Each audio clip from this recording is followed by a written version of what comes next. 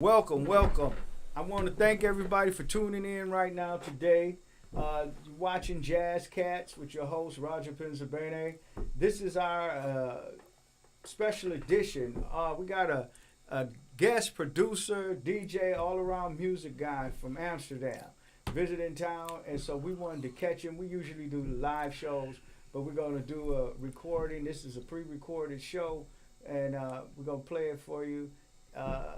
Sometime, I guess, in the future. But anyway, I'm just recording this for history's sake. We don't know when. So let me introduce everybody and stop messing around. So because I'm excited. We got some legendary people in the house today. Yeah. So This guy. all the way at seat number one, we got legendary, one of the godfathers, founding fathers of Detroit Techno, is DJ Agent X, AKA Mike Clark. Or should it be the other way around? Sometimes they call me Agent X and not Mike Clark. They call me Mike. Some people call me Michael. So Michael Agent X Clark, I guess. Yeah. And then we have all the way from Amsterdam, we got DJ Marquez. Yes. Right? Marquez. That's right. Marquez. And Yeah, then yeah. a Detroit homeboy, another one. We got Joey Two Lanes, DJ producer Joey Two Lanes. Yes, sir. Nice to be here. To my Thank you. left. So anyway, let's get into it. So, Mike, I'm gonna start with you, man. Okay. Cause when we was like just meeting, you like Mike Clark, DJ, real humble. You didn't toot no horns or nothing like that. And I'm like, ain't my show. I was like, man, I know the face, but we kicking it. I'm trying to remember where I know him from. And his swag is just real low key. He real humble, laid back. And then we spent about 30 minutes just talking about all the people we know. Different Detroit things. is just one person away. Yeah, and then Marquez says,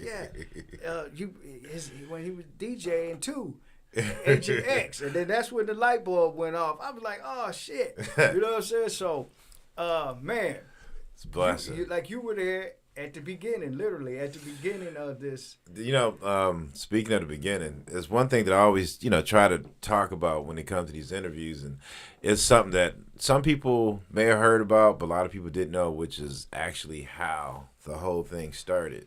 A lot of people know about the drum machine revolution, which was in a lot of the documentaries that talked about the beginning movement of techno.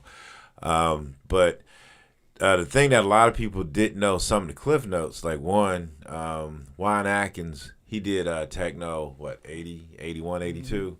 A lot of people knew of techno itself after 83 when it got popular with house. So, that's one of the things that, especially Detroiters should know. And also, it was a DJ contest that happened in Detroit. You probably remember the group Direct Drive. I heard the name. Yeah, but Todd Johnson, all those guys. I was part of that group. We were all in high school. And Juan Atkins was a part of a group called Deep Space. It was involving Derek May and Eddie Folks, and amongst other people. And in the contest, it was me, Kevin Dysart, and Ray Berry. They were the DJ. They're like my elders, but they were like the ones happening out there. So, going back into the whole challenge, this was like in 83, I want to say. I think it was the downstairs pub. Basically, Juan had brought his drum machine to the DJ contest. And if you remember back in 82, 83, we didn't know what a drum machine was. We just knew vinyl and mixers and a dance floor. You give us a machine, we don't know what to do with it. So when he brought the drum machine to the contest, we was looking all crazy, like, what the hell is this typewriter-looking thing? Why's it got it hooked up to the mixer? We don't understand it, but whatever. As far as we concerned, we're turntablers, we cutting, scratching, we doing all this kind of stuff, so we ain't worried about nothing. So we do our thing. And after we do our little cutting and scratching, we look at them like, all right, what y'all got? What y'all gonna do? So, Eddie goes to the forefront and he goes on the tables. He started playing. Then Derek started playing. And then they fire up the 909 drum machine. And I remember I was looking at it because if a 909 drum machine is bone white with orange lines running across it. And back then, again, not knowing what it was, I thought it was some kind of data machine, a typewriter. And I was like, why is it hooked up to it? But once he pressed play, now it was a little louder than the other records, so he almost blew the speakers when he hit it. But once he pressed play, changed the world. Because everybody that was there, when he took the needle off the records and the beat kept going, we were trying to figure out how the hell is he doing that? Then they started hitting different patterns, and we were like, what the hell? And even though, technically speaking, they did not win, they started history at that point. Right.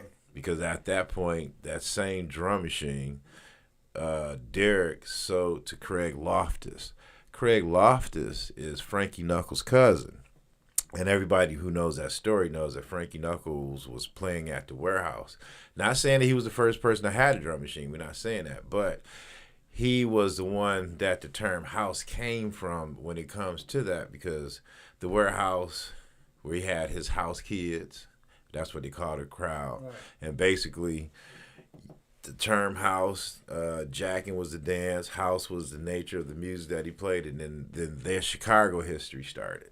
House and techno was born, and basically that was it. Okay, and you know what? Some history, we making history, reporting on history. But me, I'm so used to doing the live shows and stuff like that. I got a substitute engineer so I could be here with you guys. As long and short of it, I effed up, and I told. So we're live right now. So this is not a recorded show. I was in my excitement.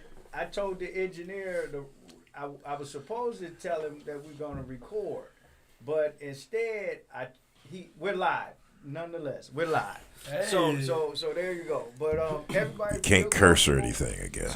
So yeah, and it's so much I want to know and ask. I have some tie-in to the whole techno and house movement because I like to think I was at least one of the guys that brought techno and raves to Detroit, and how I got familiar with it. I had an underground after hour club. It was like pimps and hoes and gambling and all that type of stuff. I think they had a name that night. One of them that called it pimps and hoes, if I'm not mistaken. Nefarious place, right? And I had a homeboy that was in college. He had escaped the hood, as it were, and he started out at Eastern, and then he had made it over to U of M, and we always called that a hippie school, whatever, right? and but being a collegiate guy, he was hitting all the colleges and everything.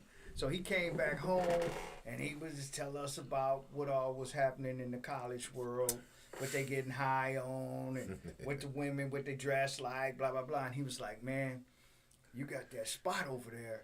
You need to do raves. And I was like, what the hell is a rave? And he was like, techno music. I was like, oh, man, that bullshit.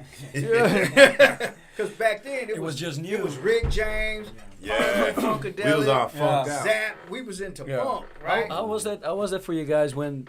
So let's go back to the moment when the first 909s started to arrive and you guys were like, the first records were made with that. Like, I can imagine if you're listening to Rick James and what's hot back then, like, you hear these drum machines that later on would make a revolution and like a whole... But how was the first, like, perception of, like, hearing these records and these drum machines? For me? Because I remember... Right before I got turned on to understand what techno was, Kraftwerk. Yeah. Mm-hmm. And so my brother was kind of nerdy, right?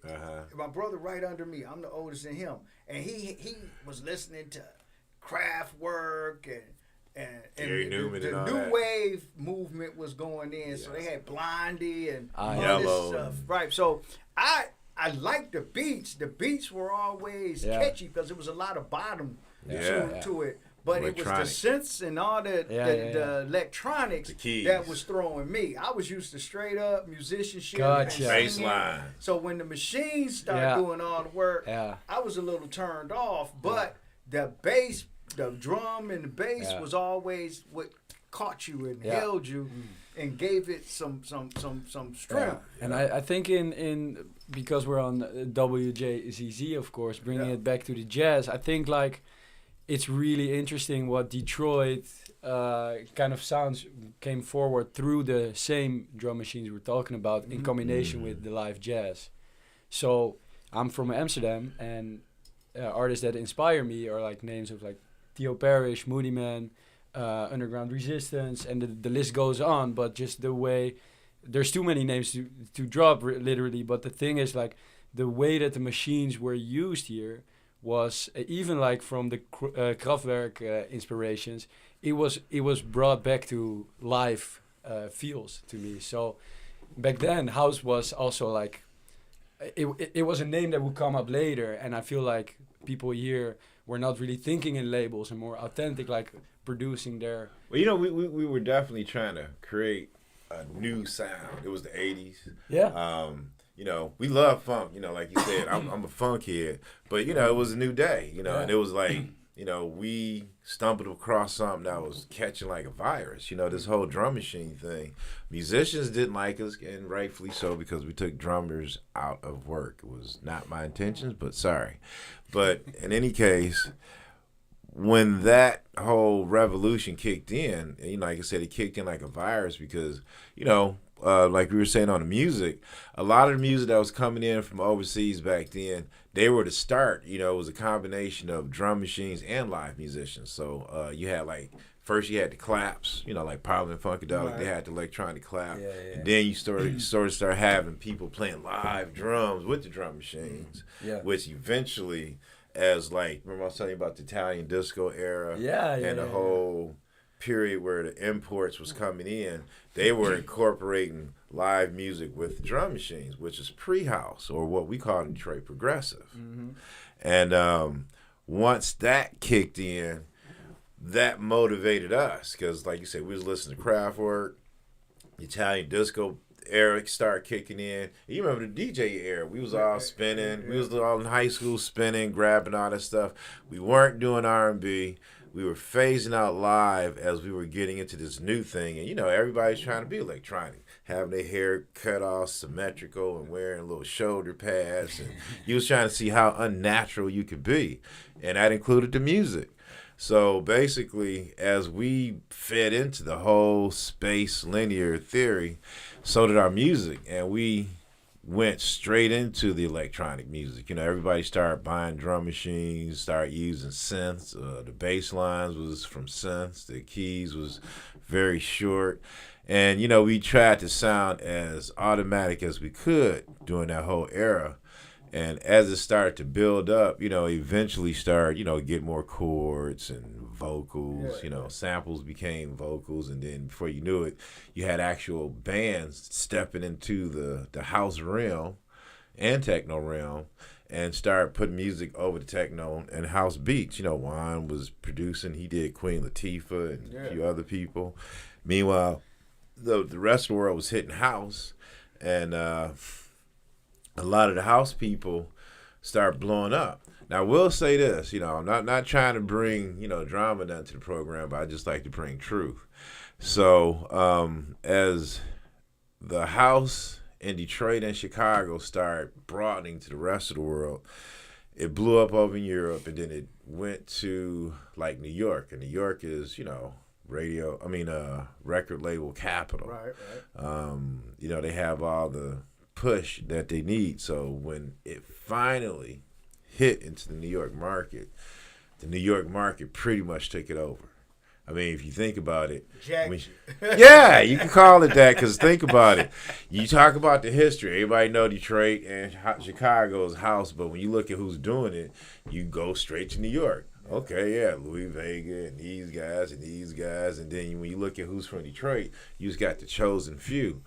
And that right there is, you know, the biggest problem that we have in our industry, which is, I would say, marketing. Right. Now, I'm going to get to that, because that's a big thing with me. So I want to put a pin in that so we can get Joey Two Lanes in here and talk about what you do and how you got inspired and all of that. So go ahead.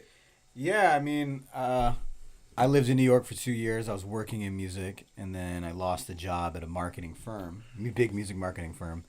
And I had a bunch of friends living here. This was around 2014. And I was entrenched in the kind of club music scene in New York, going out to all the different parties, contemporary music there. And I came back here, and it was really cool. It was a different energy. Detroit's a more real energy. It's people are very authentic with the music they do, and it was really refreshing to see. And yeah, it's it's funny. Speaking of New York, in my own career, I've had to push myself to New York to get some type of larger national notoriety to an extent, and it's part of the game. I think it can feel sometimes bare bones here. Now that's not in a bad way in any way, shape, or form, but real. just exactly, very real. But the community here, because of that, is so incredibly strong, and everyone knows each other.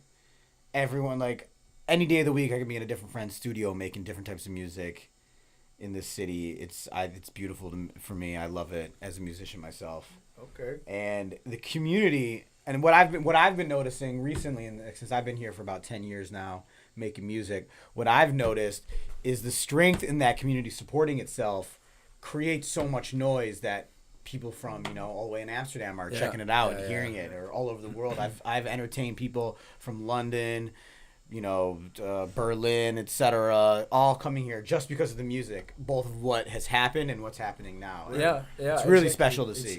I Beautiful time. really think that the connection there is really beautiful. Like the Berlin-Detroit connection, for example, which goes way back. Mike knows quite a lot about it. I think so too. But also, like today, for example, with WJZZ just releasing a beautiful album on Trésor, which is a label and a club, a big well-known club the Techno in Berlin. institution out there. Yeah. Exactly. There's so much of there, and then in Amsterdam, like I just met Mike Banks when I went to Submerge for a bit. He knew more about the 90s DJs in Amsterdam than I do. I was like, I'm getting schooled here. I need to do my homework, which is beautiful. And I was inspired by that. And I think that's just, I think the appreciation from Europe as well to Detroit is, from my side, it's like just what Joey just mentioned, like it's very real, it's authentic, and that has been like that. Back in like decades ago, but also still now when I see the new DJ Kicks album by Theo Parrish with Dion Jamar and Omar Mefta and a bunch of talented people on there who I saw play yesterday as well at We Spotlight. went and saw them last night. Two very, very talented young producers and DJs, Dion Jamar, Mefta, and Mefta's publishing company, Musha Publishing. Yeah, you got to check them out. Let me let everybody know who we're watching.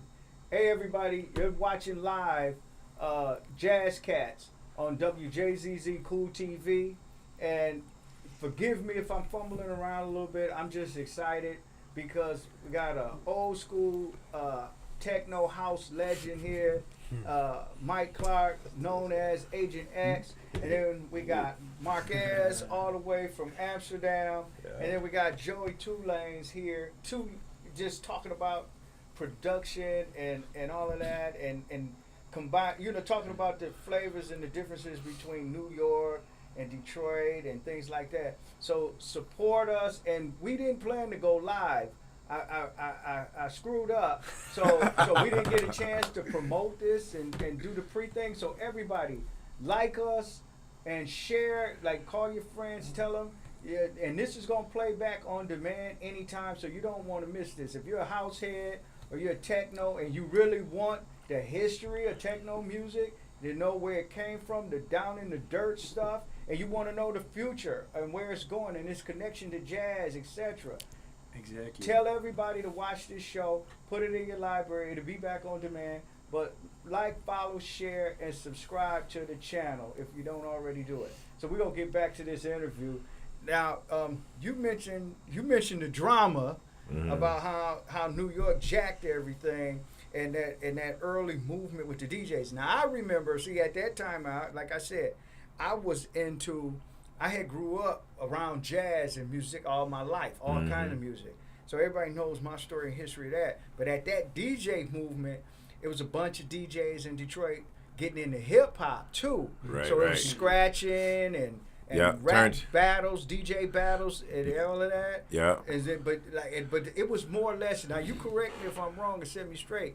Like the artsy, the black guys. I'm gonna talk about the black guys because at that time, my association with the world wasn't as expansive as it is now. Uh-huh. So the black guys I knew from the inner city, the ones who were into house, techno, new wave, were guys that had went to private school or some type of art school, or they Sherwood went Forest to college, and they had kind of an art Boston background. Edison, Sherwood Then Forest. I grew up in Boston Edison, but then the other guys, the kind of hood guys, were into hip hop and pursuing it that way.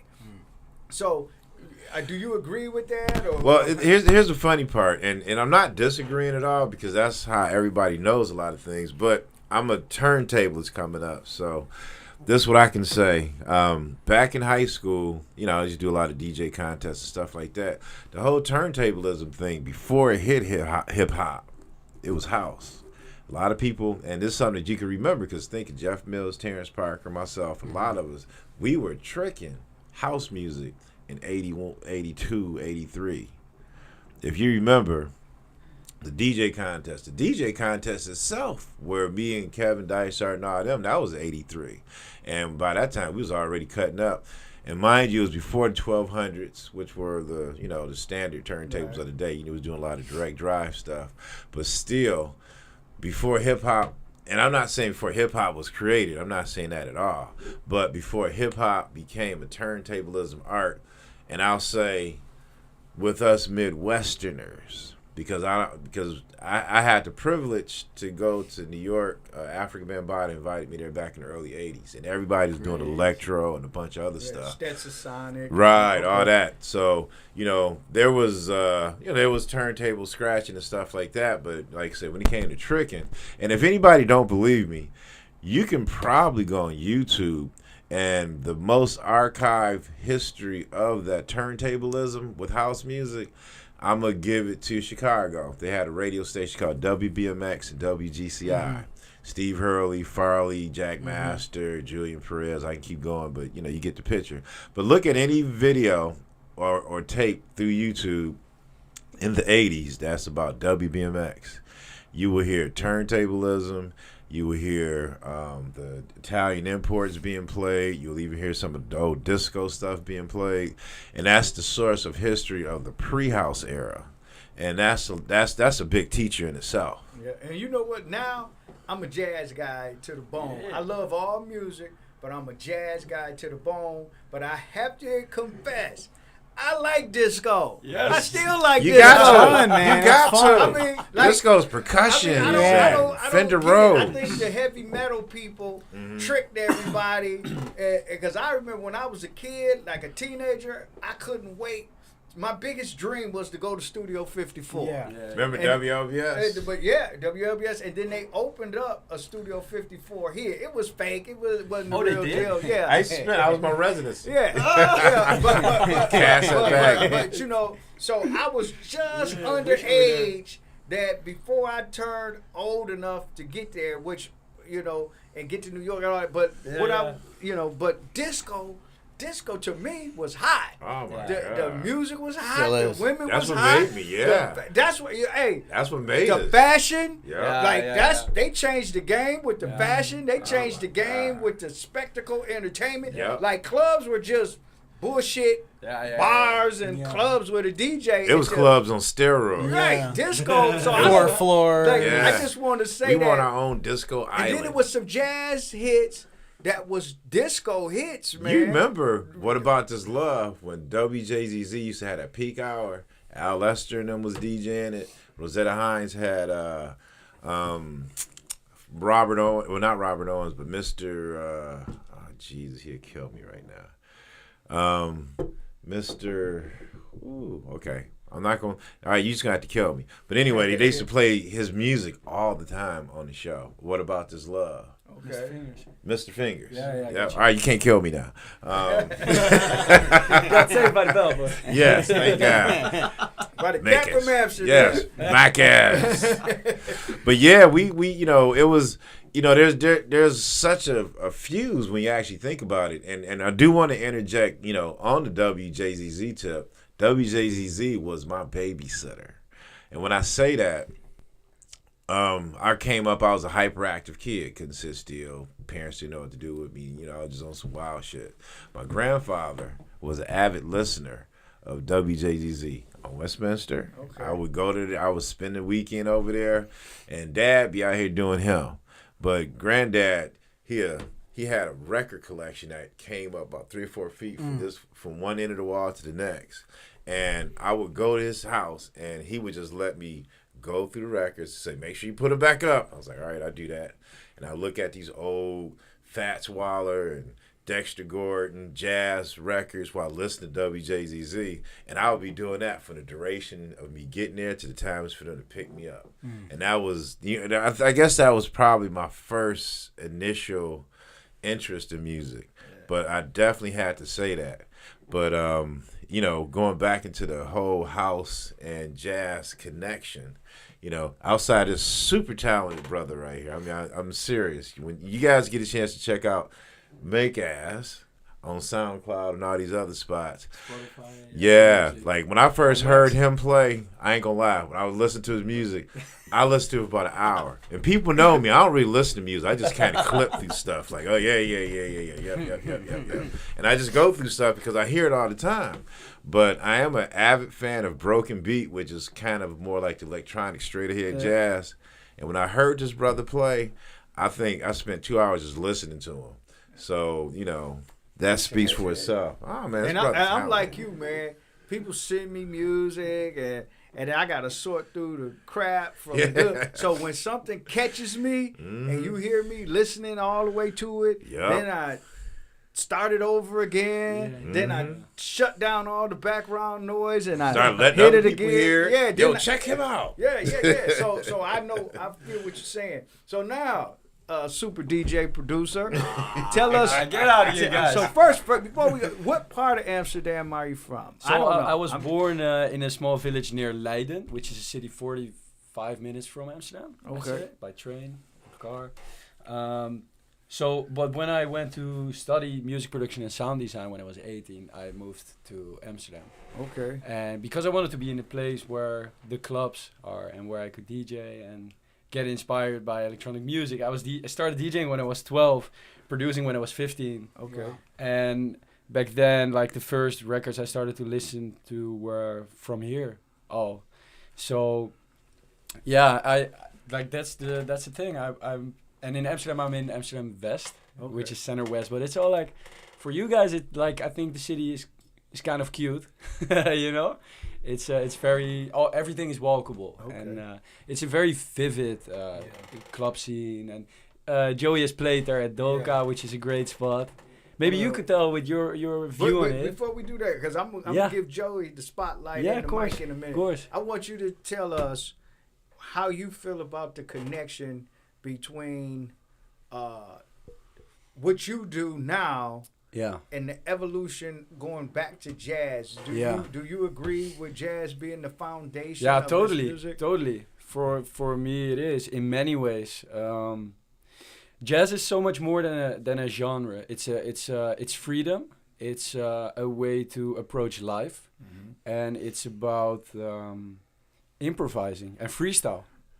I'm so glad you said that, man, because you didn't know this, but every time anybody engages me in conversation, I had to set them straight, and I say, jazz is not a genre of music. Exactly. It's a lifestyle. It's a culture. It goes into fashion. It goes into the way you speak, the way you think. Yeah. It could go into the way you make love, your style. Just having style, swag, it being an individual, like you say, the freedom. Yeah. And if you look back, you know, go to Cab Calloway. Exactly. He was the wild man. He was smoking weed. They called it reefer back then. Yeah. He had he did the zoot suits. The Yeah. He was flamboyant. So He was for jazz. me, it's 4 pillars. Right? It was 4 pillars of style, right? That I think everything, the fashion world, everything Yeah, I was agree. built It's all- on. You had Cab Calloway, the flamboyant wild man, right? Didn't give a fuck. Yeah. Doing Yeah. his thing. Cap. Then you had Duke Ellington. Yeah. He was dapper, polished, classy, sophisticated. Yeah. Everything fresh, neat, nothing out of place. Yeah. Gentleman. Then you had Count Basie, Yeah, who was yeah. more relaxed. You know, he would have a little bebop on, sport coat, whatever. He was cool. He was doing his thing. Then you had Dizzy, Charlie Parker, Yeah. who were like the Tams, the dark glasses, like Joey here. Sup? The And then they hippie- created their own language, the whole subculture of bebop. Yeah. And so you had those 4 guys, the pillar, Yeah. and then to change the whole game, the whole world, which we know as cool, is Miles Davis, Yeah. who got Herbie mentored Hancock. by Dizzy and Parker.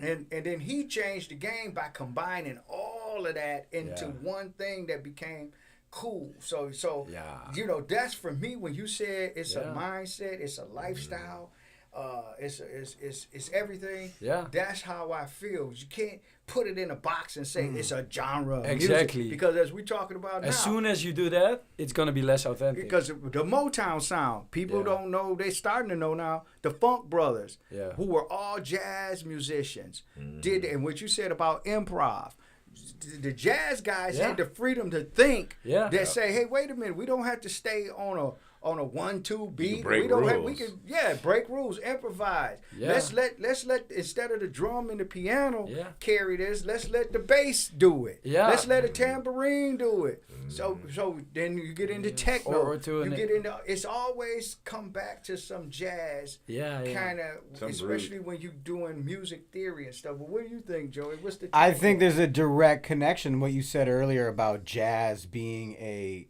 cultural mode of living and influences your style, your outlook on life, that directly influenced techno and house and Exactly. the lifestyle behind that. I think they're directly connected. What you said with experimentation, I mean, Alice Coltrane, huge influence for me. Yeah. You know, Journey is one of the biggest records for me personally, and that directly goes to house and techno. I This sounds like Herbie Hancock and George Duke have made that straight Yeah. up Yeah. disco house tech. and those people, the techno people were listening to it. Mike Banks was a musician himself. He worked at studios with He people. taught me my first chords. And Nice. And if you live in Yeah, this that's my- city, that's my That's partner. good. you can't. My partner taught You my know first this thing, music. yeah. It's you can't live without it. And me, I had to learn, and this is going to be something I want to tell everybody. I lived here all my life. So Motown Museum is part of my history, my personal family history, and it's part of Detroit. So I didn't appreciate Motown. To me, it was just everyday stuff. Yeah. Like everything around me, like all Yeah. these DJs that everybody goes crazy for, all the sports figures. To me, it was everyday stuff. That's one thing about Detroit that's different from everybody else. Like how Mike today. He was cool. Now people who into that know who he is and all, Yeah, but yeah, he can move around. Yeah, and Keep it moving. and- Don't think twice about it. but I didn't light up until he said Agent X. I'm like, oh shit. Yeah. That's right? my brand. That's what's up.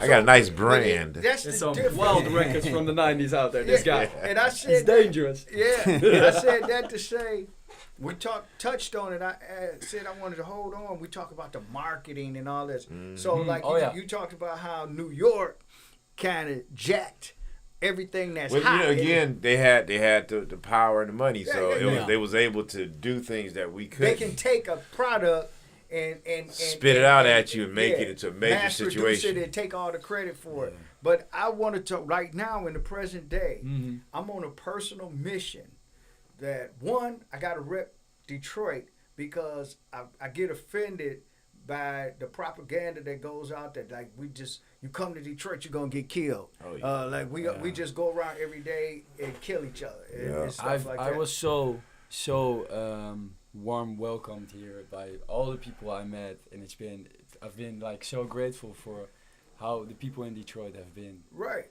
We never trip on racism and classism and all this. What happens in Detroit when enough is enough of whatever, then it's going down and it's gonna get ugly. Yeah. No, even our politicians like Coleman Young Sr. Like when enough is enough. But Detroit is a cool place, really, and I want to always represent Detroit in the positive. That's the reason why I do this. I wanted to have a platform and put others on the platform. But the big mission for me now is for jazz and blues artists to get their dues and to make money. I say the corporations, I remember, I'm from a generation when hip hop, you couldn't get anything. Yeah. So I tip my hat, even though I'm really not into hip hop, never have been. I tip my hat because the hip hop culture created their own lane.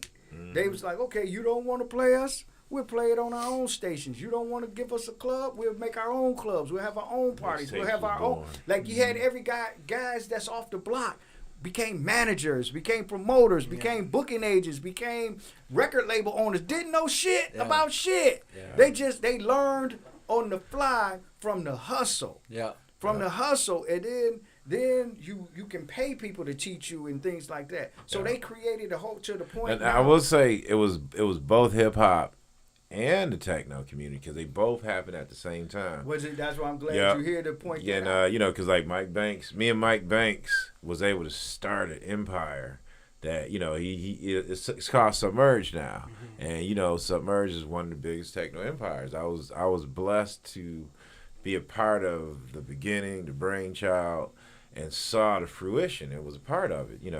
We had gathered. Our thing was we wanted to turn into Motown.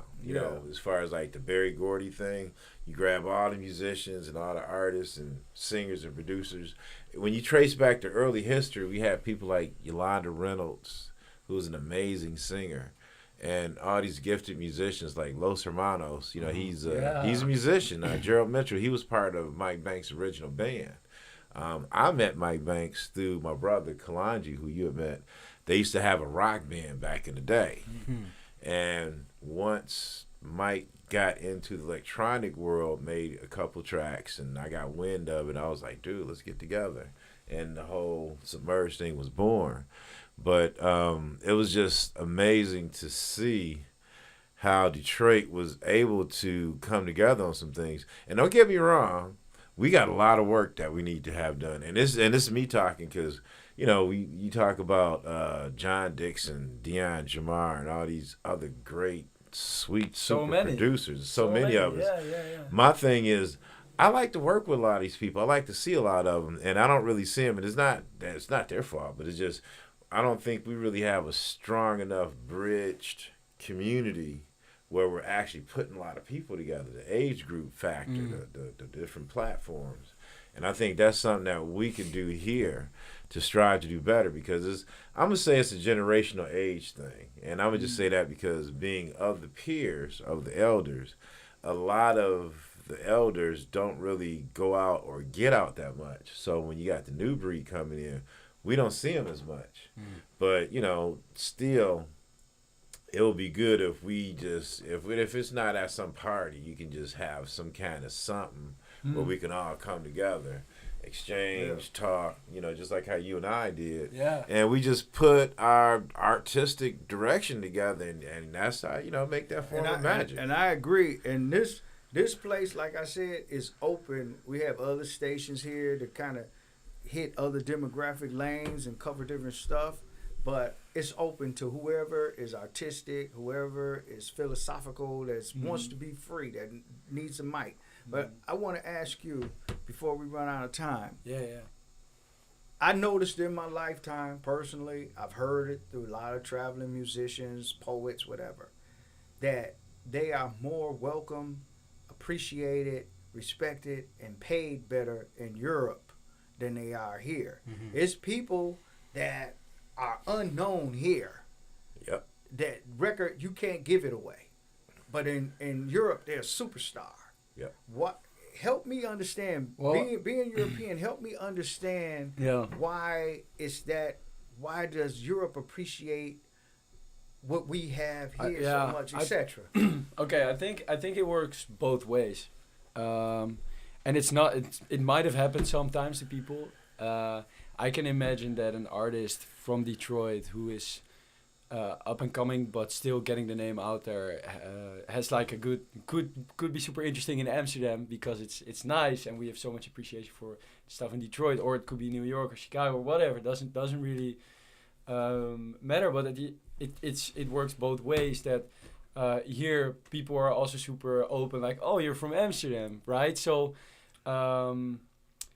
getting paid better, I think it's not that stereotypical. Is that how you phrase it? Like maybe just Yeah, I think I think what you're saying is like the what comes from cultural far. exchange. What comes from far is like Yeah, the cultural exchange. Yeah. Like when you said about you not going to Motown Museum. right. Yeah. Carl Craig's ex-wife, Hannah, did that to me one time. And, she's from England. So when she asked, she's like, Mike, how often do you go to the Motown Museum? I was like, I've never been. And she said, why? And it was because we live here. It's because we don't give a fuck. It's that kind of shit. Yeah, But, at the it end of the reminds day, me- you got to learn to appreciate Yeah. where you come from. Yeah, because yeah. That's the where rest I'm of the at world now. sees Yep. something you don't see. Exactly. And I think like with a super stupid little story, but my ex-girlfriend is from Puerto Rico. I met her in New York. She came to Amsterdam, and she wanted to see the tulips, the famous Dutch tulips. Yeah. I never thought about the tulips, even though I was biking along the tulips every damn day. It's like, oh yeah, whatever. It's just a bunch of flowers. Yeah. Okay, so you. So I guess that's Yeah. I'm the same relieved thing. now. I'm relieved. You take for granted what's in your own scope, in your own yeah, backyard. a little bit, Like red light and that's why I'm so district, happy how we're do you having know? this talk. So people in Detroit get to like they were talking about all these different generations of amazing people that have been here, are still here. The new people, and Joey knows this even better than I do. But like, there's so much new talented cats here, and that's what I think is really inspiring. And I think it's beautiful that we put it out there, because in the core, that same mindset, that same freedom of jazz, what we were talking about, which is way more than the genre, is still so present here from how I experience it. Okay. And that's just something that artists and producers, DJs, but also people into fashion, doesn't matter what, could just learn from. I'm going to take a little station ID in a minute, but after that, we're going to wrap up the last bit of time, and everybody just freestyle. Just kind of talk about whatever the hell you want to talk about, or whatever product you got out to promote, all of that, right? So everybody, thanks for tuning in. You're watching Jazz Cats on WJZZ Cool TV, the coolest station in the world. And I got some of the coolest cats in the world with me here in the studio. I got Mike Clark, Agent X. Yeah. I got Marquez, all the way from Amsterdam, DJ producer. And I got DJ producer, homeboy, Joey Two Lanes here. So thank you for watching. Like, follow, share, and subscribe. Again, this is going to play back on demand, so tell all your friends if they missed it, they can still watch it in its entirety. Let them know we're talking a lot of jazz culture all around, culture and the evolution and the history of techno and Detroit and the positive, etc. So tune in and excuse the color here. Like, we just doing this improv because it had to be done. And we wanted to record this and get it in the books. So I'll work all that out later. And we're drinking beer, so don't trip on that. And anyway, that's how I like to do it here. So just like, follow, share, subscribe. You know how to do it. You know how all that works. So we get ready to freestyle this last bit of time. And if I would have recorded that I was going to go live, I would have gave you the number and everything so you could call in. But we'll bring everybody back. Even if we have to remote Marquez in for another interview, Always we'll here, do guys. it. Yeah. So Always anyway, guys, started with you, Mike. Just what's on your mind, man? What do you got going on? What do you want to promote? What do you want to talk about? Okay.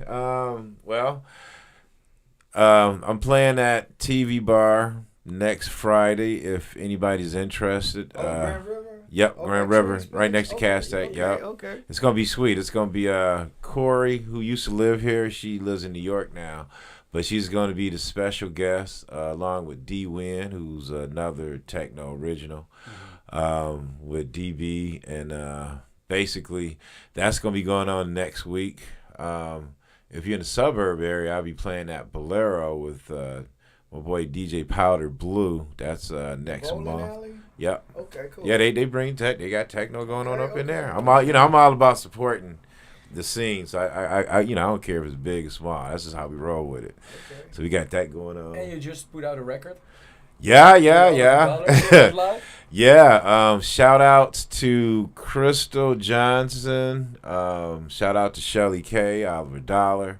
Those are my partners who we made this record called Body Talk. It just came out. It's been charting. It's doing well. I'm blessed to have that.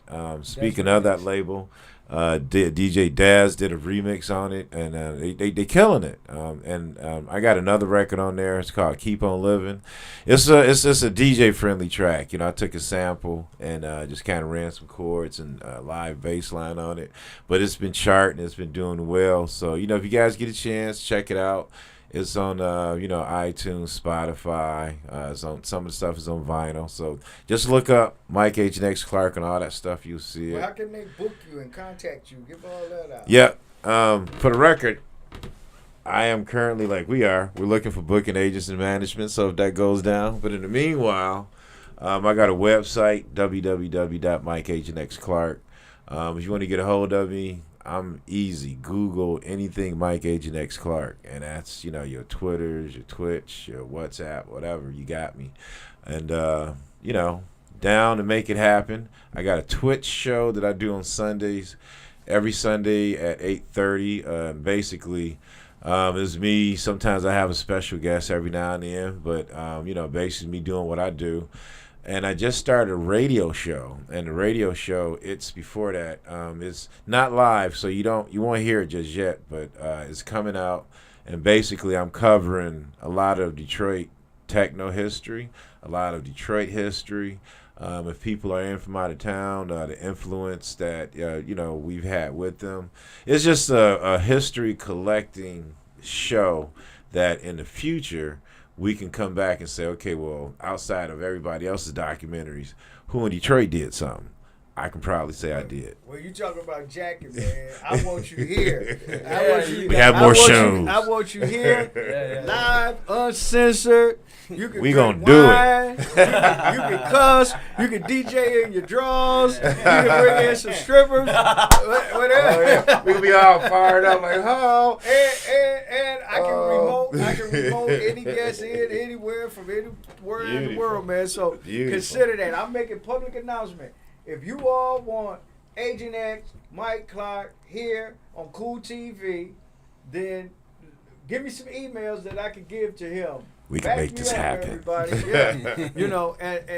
And then we can monetize too. I'm all about that. Hey, we can monetize. Okay, so now go ahead. You got the mic now, Marquez. Go ahead. Yeah. No, I'm so happy to be here, guys. I'll be here for a couple more days. I was going to the Underground Music Academy after this with Wajid and Lady Monix and the whole squad that I hope to meet. Out. Big shout out. I have a lot of respect for that. They're making like the education go bigger and develop that for like the next generations as well, but also like anybody who wants to learn about music production and electronic music. You guys know it better than I do still though, but I love that, and I'll be there for a bit, and I'll try and get inspired by and just experience everything that's going on here, which is a lot. And he's definitely getting Detroitized. yeah. Give out your contact info and That- push yeah, your product. What do you got out new on the market? So yeah, I just put out there's a single. So Marquez is actually a duo with one of my best friends who is now in Amsterdam. Okay. Case, I miss him. You guys on YouTube. On YouTube, SoundCloud, Spotify, vinyl. Buy the records. Yeah. Makez spelled Makez. Yeah, we just had a new one out with Dreamcast Mode, this vocalist and rapper from from DC, and that's going well. It just got a really nice remix that we're working on. I cannot wait to share that with you all. Yeah. We're starting our own label based in Amsterdam called Sonic Soil. The first release is a Broken Beat track with us. Alicia Joy from Melbourne, soulful singer, super jazzy and amazing stuff. And the brass band Gallow Street from Amsterdam.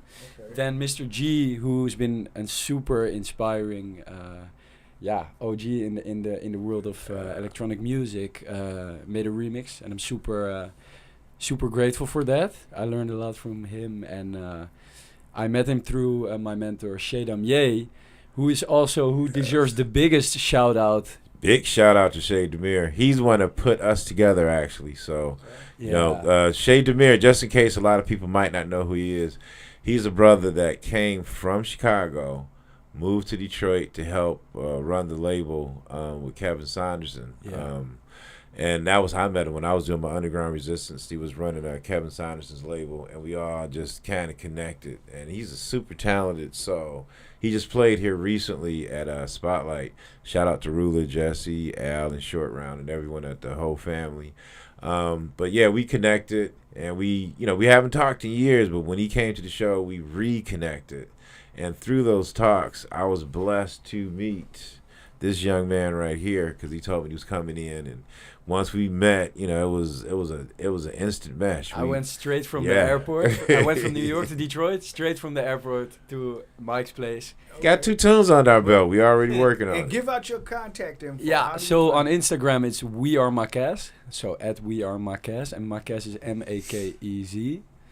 I think you can just reach out through there, and Marquez with how do you call that, guys? When you have this like the accent graph, the accent. Oh, you talking about the at? like you have the Accent. and then you have the accent. Okay. Oh, okay. Yeah. Gotcha, yeah. All right, cool. Yeah. Enjoy. Go ahead. What's up? I got 2 records out. Overtone series is a collaboration. Then I got Diamond Rain. Both of those are in shops all over the world. I just announced another record, Sid Ranger Redux, that comes out in May 4th. Let's see, I'm playing Temple Bar next week. Then the week after that, I'm in New York headlining a show. Nice. Then a couple weeks after that, I'm in DC and Calgary, and then the Big Movement Festival, which I'm playing in a couple shows. You can hit me up on Instagram, twolanes.zoomzoom. You can call my agent, Danny at Surefire Agency. He got to go. Yeah. Yeah, I got a busy year. It's good. Keep my Yeah, head it's a down. blessing, Keep man. working. Did you give out your contact info? Yeah, you can hit me up on Instagram, twolanes.zoomzoom. I got a Twitter too. I think it's like at Joey Twolanes or something. I don't know. I'm not too official on Twitter like that, but It's hard to get on Twitter, guys. We go live on Twitter, Yeah. Twitch, Facebook, YouTube. Then we upload to, starting this month, we're going to upload to TikTok and IG. Okay. And what then, days are you on Twitch? Huh? What days are you on Twitch? Every day, all day. Okay. This is going to post up on. Everything goes out live, and then it archives. Yeah, we could raid you or something. Yeah. Raiding. So I got a lot of stuff going on, and so I want to thank everybody for watching today. You're watching Jazz Cats with your host Roger Penzabene, and watching on WJZZ Cool TV. I'm just getting back into hosting the show myself, so I just freestyle my thing, y'all. That's jazz right there. Yeah. Roger, thank you so Improv much all the way. for having all of us. Yeah, Hey, thank you. I Really. want to thank you for being here. But listen, what I have going on, I got a Thursday. You're gonna be gone, but you two guys, if you're in the city, I have a residency at the Hotel St. Regis. I do jazz concerts every second and fourth Thursday. Okay. So this Thursday, the 13th, we got Faye Bradford doing a tribute to Nina Simone. Amazing. She's one of Sky Covington's Satin Dowls for the Sky. Satin Dow You review. know, Sky made a couple of house tracks. Oh yeah. Under what's Sky? We talking Scott Group? What's her? Well, with Booty Man, she went up under the name of. Norma Jean? No. Norma Jean Bell. She's another great Yeah. God, musician that went up Sky under is, there. Who we talking about? Sky Covington. She Oh my God, I can't. Yeah. I'm getting a brain lock for her house name. She did a record with Honey Dijon recently that Louis Vega did a remix on. That's real hot. names. Yeah, and she did a couple records, one with Moody Man, maybe a couple with him. Yeah. But she went by the name of you're gonna have to figure out what it is, people, because we can't think what it is right now. Sky, forgive me. I've been drinking beer. See, you know that's my excuse. We love you, Sky, But, and we need to get together and soon. it's a big hit too. It'll come to me hopefully before I turn the cameras off. But anyway, you guys invited to that concert. It's Thursday from 7 to 9. Okay. If you just show up, I got you. And then we're doing we got a jazz festival that's going to be on August the 12th on U of D Mercy campus. That's the first international jazz festival that WJZZ is doing. Maybe you can come back. And I keep telling them, like, Yeah, Rich is going to be coming back. I'm already missing this place. and Gotta be back. I'm doing a jazz summit. And I would love for you to be on the panel, and we can remote you in from Amsterdam. That would be amazing. And so Yeah, you know, I'm I gonna would love follow up. But that's what we all got going on, everybody. And follow us, and share. You know, we need that. Thank you for listening. And get our numbers up, and contact all these guys. You want to book them? They're looking for management. No, Yeah. I'm okay. Oh, you're okay. Yeah. Okay, Yeah, I'm okay. good. Oh, he's hot right now. He's running. He's good. You got to catch up But to somebody him. might make you an offer you can't refuse. Yeah, That's how the okay, game yeah. goes. So they might say, we Yeah. give you $10 million. He got us old schoolers that we need some of that management. I like you know, the I can DIY stuff. definitely use So now, that. now this is what I have to do. I had to, because I'm short-handed today, I'm going to have to excuse myself and go turn off these cameras. So you guys... He's going to keep need talking. management. Yeah. Thank you so Different much, type of guys. management. But you guys keep talking while I go Okay. turn these cameras off. I definitely want to do a shout out. Yes. I want to do a shout out to Deeper Waters. You know, they did a lot in helping me keeping my career going, because it's been 40 years plus nonstop. So there's a blessing. Shout out to Deeper Waters. Shout out to my brother Osunlade. Shout out to Amp Fiddler. Shout out to the Cherry Line crew. Shout out to, all my fams, from Kalanji to Submerged crew to, Juan Derek. Just all y'all. All y'all know I love y'all. Y'all know who y'all are. Shit.